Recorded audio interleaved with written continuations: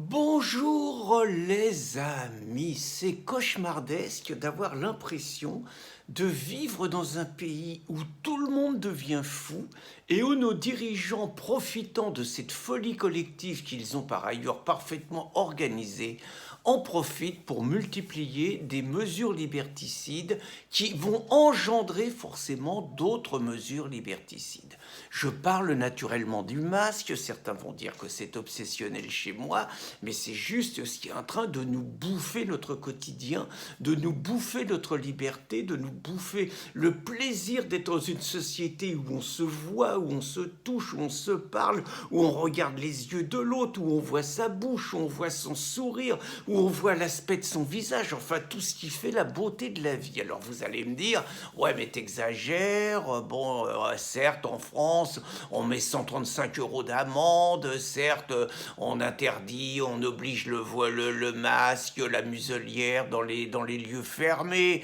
mais quand même c'est que 135 euros d'amende, on a encore le droit de se balader dans la rue, ça va encore. Alors je ferai remarquer que dans la rue de moins en moins, parce que de plus en plus de marchés imposent le masque. Vous allez me dire, ouais, mais en France, c'est quand même moins grave. Si tu regardes, en Belgique, par exemple, à Anvers, ils en sont à 1600 euros d'amende pour ceux qui violent le couvre-feu. Et oui, parce que le très méchant virus, il profite qu'il y ait des gens qui soient dehors et tout en violant le couvre-feu pour attaquer de manière spécifique ceux qui osent sortir après l'heure interdite. Et puis en Italie, vous allez me dire que c'est 1000 euros d'amende pour ceux qui ne mettent pas le masque. Ben ouais, mais je vais vous dire que c'est justement les pays qui ont été les plus tocards, les pays qui ont appliqué le confinement le plus militaire, le plus féroce, le plus totalitaire, le plus imbécile et par ailleurs le plus criminel, je dis bien le plus criminel, qui ont eu le plus de victimes. Mais je vous rappelle d'autre part qu'on commence quand même enfin à savoir qu'en France, il n'y a pas eu plus de morts pendant la période du confinement, pendant les 3 mois où on nous a enfermés alors qu'on nous en annonçait 500 000. Et que la réalité, c'est que les seuls qu'il y a eu, c'est les 30 000 morts en plus au mois d'avril, et qu'une commission d'enquête commence à être mise en place parce que ce gouvernement est directement responsable de la mort de 30 000 de nos anciens qu'ils ont refusé d'envoyer à l'hôpital et qu'ils ont laissé crever comme des chiens, ce qui devrait valoir normalement un procès à ceux qui se sont rendus coupables d'une telle forfaiture. Je ne vais pas vous rappeler qu'en France, nous sommes dirigés par des menteurs qui vous ont raconté pendant des mois que le masque ne servait à rien, tous les soirs par le croque-mort Salomon soutenu par Véran et l'ensemble du gouvernement, et que ces mêmes salopards sont en train aujourd'hui de nous coller 135 euros d'amende si nous ne mettons pas le masque qu'ils nous imposent dans les commerces, ce qui rend absolument insupportable le fait d'aller chercher son pain. Alors on a l'impression, quand je vous dis que ce pays devient fou, qu'un Véran, qui est quand même le larbin des laboratoires pharmaceutiques, qu'un Véran qui a participé à la mise hors la loi de la chloroquine, qu'un Véran qui a bavé sans arrêt sur le génial professeur Raoult, un Véran qui a fait sa conférence de presse avec Karine Lacombe, juste quelqu'un qui a quelques intérêts financiers avec les laboratoires pharmaceutiques. Donc un Véran soutenu par tout le gouvernement, nous fasse son cinéma, menace les Français, outre le masque dans les commerces, de leur imposer le masque dans la rue. Qu'un Véran soit là-dedans dans la dramatisation des faits n'a rien d'étonnant. J'ai presque envie de dire qu'il est dans son rôle et qu'il a été mis en place pour ça, pour maintenir une pression sur les Français, pour imposer un climat anxiogène qui favorise naturellement les remises en cause de libertés fondamentales avec un objectif final, c'est le vaccin, le remdesivir, le vaccin de Gilead, en attendant quelque part de vacciner l'ensemble de la population mondiale, ce qui, je vous le rappelle, est quand même quelque part le rêve de quelques stratèges à l'OMS et dans les réseaux de Bill Gates. J'ai envie de dire, Véran, rien d'étonnant. J'ai envie de dire qu'un Patrick Pellux, qui n'est au boulot que quand il y a des caméras aux urgences,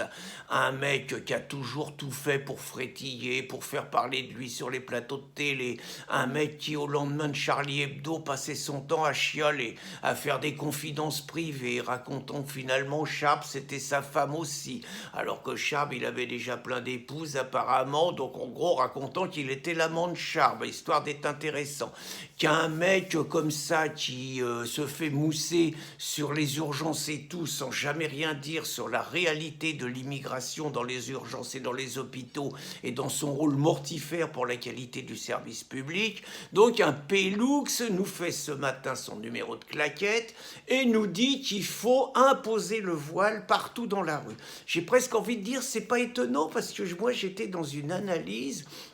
où finalement c'est les hommes de gauche qui provoquent les politiques les plus liberticides et que c'est les gens plutôt marqués à droite, voire à l'extrême droite, qui défendent le plus le refus du masque, le refus d'une vision totalitaire, le refus du confinement, le fait d'assumer les risques, le fait de défendre une espèce d'auto-immunisation. J'étais sur cette théorie.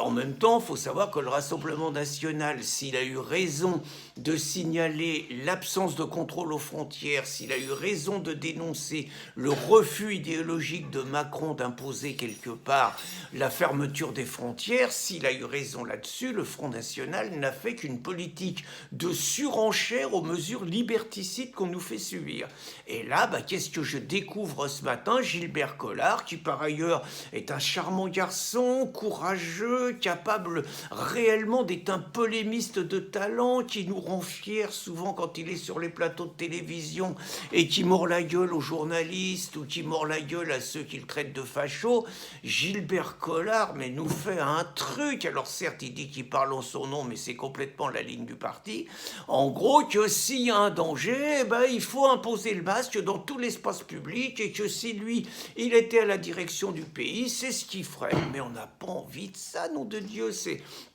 Exactement, il tombe complètement dans le piège de la gauche. C'est exactement le coup du Puy du Fou. Ils ont fait une campagne de presse contre le Puy du Fou en disant qu'il y avait 15 000 personnes et qu'il fallait interdire les rassemblements de plus de 5 000. Donc ils demandaient au Puy du Fou de multiplier les désabonnements, de rentrer dans le truc. Ceux qui demandaient ça, c'est tous les gauchos qui ont fermé leur gueule quand il y a eu 4 manifestations interdites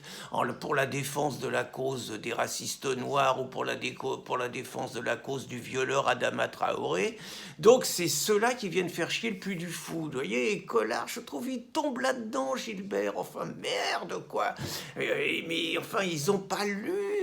Ils ont pas lu, outre le génial professeur Raoult, ils ont pas lu, ils ont pas écouté la vidéo du professeur Rancourt, un Canadien, qui explique, mais magistralement, que les distances barrières et que le masque, non seulement ne servent à rien, mais sont nuisibles. Ils n'ont pas écouté le formidable spécialiste suisse Jean-Dominique Michel, qui a expliqué que le confinement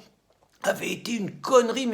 monumentale. Ils n'ont pas écouté le courageux professeur Perron qui a écrit un bouquin « Y a-t-il une erreur qu'ils n'ont pas commise ?» et qui accuse tous ses collègues d'être responsables de la mort de 30 000 personnes avec les gens qui gouvernent. Et Perron dit également qu'aujourd'hui, la politique menée, anxiogène et tout, ne sert à rien. Ils n'ont pas écouté, même si le professeur Raoult est obligé d'être prudent, le professeur Raoult qui dépose plainte contre Martin Hirsch pour calomnie, diffamation, parce qu'il a traité Raoult de menteur par rapport à son discours devant les députés. Donc la logique du docteur Raoult, c'est que la pandémie est terminée, l'épidémie ne reprend pas, il n'y a pas davantage d'hospitalisation, il n'a pas davantage de morts. Simplement, l'arnaque pour nous faire peur, c'est qu'ils nous disent, comme ils multiplient les tests maintenant, et que tout le monde a tellement peur qu'ils vont se faire tester, dès qu'une personne est testée positive, ils vous disent que c'est un malade, ce qui n'est pas le cas. Je veux dire, le docteur Nicole Delépine le dit beaucoup mieux que moi, mais je veux dire, on peut être testé positif sans être malade, sans représenter le moindre danger. Donc en plus, les tests ne sont pas fiables, donc il n'y a personne, il n'y a pas un courant politique qui va quand même nous dire que les conneries, ça suffit, qu'on veut redevenir libre de nous balader comme on veut, où on veut, sans qu'on nous casse les pieds, sans qu'on nous enferme, sans qu'on nous verbalise et qu'on n'a pas du tout envie. Parce que ce qui va se passer, c'est que si on vous impose le masque comme c'était prévu dans les commerces aujourd'hui, ils vont vous l'imposer dans la rue avec quelque part l'aval complice de tous les moutons qui le portent sans qu'on leur demande, et que demain, vous allez à nouveau retomber dans les mesures du confinement. On va vous interdire de recevoir plus de 10 personnes chez vous, comme c'est déjà le cas en Belgique, et on va retomber dans les mesures les plus liberticides possibles. Donc merde, enfin les familles patriotes, ne subissez pas ça, et puis français, enfin montrez que vous êtes des Français. Si on vous impose un masque, mais mettez des trucs dessus, montrez que c'est une imposture, battez-vous, soyez des Gaulois, arrêtez de subir. Bonne journée les amis.